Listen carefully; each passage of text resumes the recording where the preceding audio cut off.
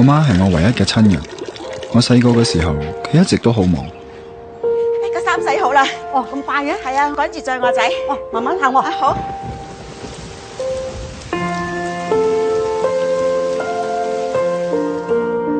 只有喺食飯嘅時候，我先見到佢。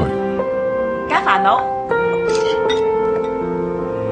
無論幾忙都好，佢都會陪我食飯。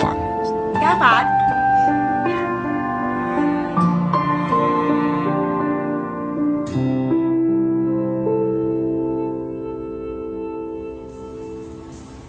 仔，加啲飯啦。今晚返唔返嚟食飯啊？唔知啊。而家輪到我好忙，同佢見面嘅時間就越嚟越少。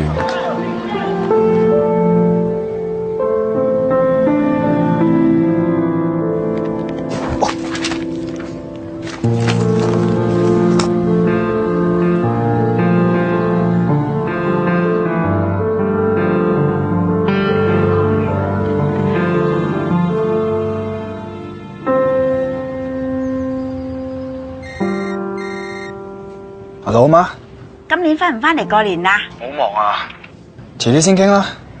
OK 啦，我唔阻你啦。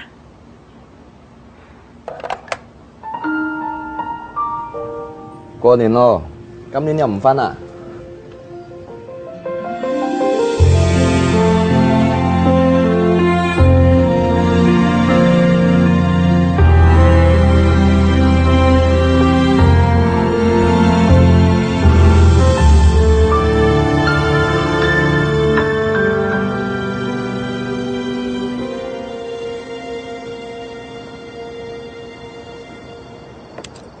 媽，